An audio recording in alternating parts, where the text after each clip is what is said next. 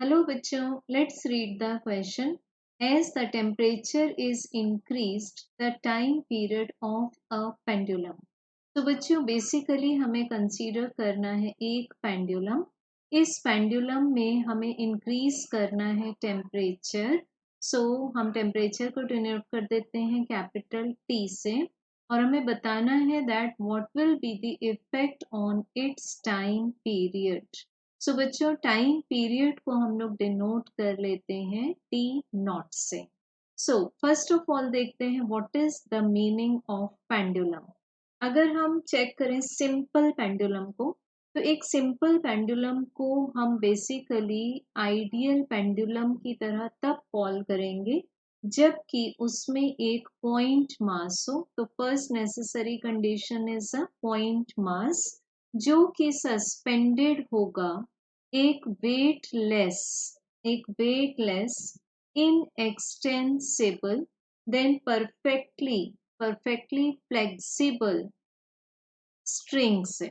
ठीक, सो इसको हम लोग ड्रॉ भी कर सकते हैं. Let this be the ceiling, this be the weightless inextensible perfectly flexible string and इससे टाइड है एक bob. This is called as the bob. और बच्चों यहाँ पर है हमारे पास में इसका centre of mass and let this be the length of the pendulum जिसको हम डिफाइन करते हैं पॉइंट ऑफ सस्पेंशन से centre of mass of bob तक. सो अब हमें बताया कि टेम्परेचर इंक्रीज करेंगे. सो अगर टेम्परेचर इंक्रीज करेंगे तो ये जो लेंथ है थर्मल एक्सपेंशन से ये भी इंक्रीज होगी.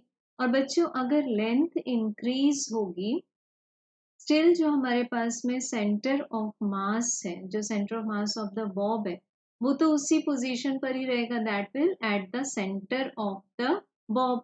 बट ये जो स्ट्रिंग की लेंथ इंक्रीज होती जा रही है, तो लेंथ इंक्रीज होने से टाइम पीरियड कैसे अफेक्ट होगा, इसके लिए हम लोग टाइम पीरियड का एक्सप्रेशन लिख लेते हैं which is 2 pi square root of L divided by acceleration due to gravity.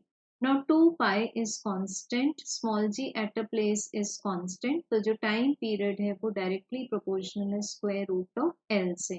सो बच्चों अगर लेंथ इंक्रीज होगी तो डेफिनेटली टाइम पीरियड भी इंक्रीज होगा जबकि बॉब का जो सेंटर ऑफ मास है वो उसकी पोजीशन पर ही रहेगा.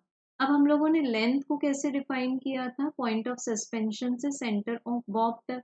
तो जो इफेक्टिव लेंथ है वो इंक्रीज हो गई. Hence we can say that the correct answer is option number 1, that the time period of a pendulum increases as its effective length increases even though its center of mass still remains at the center of the bob. Thank you.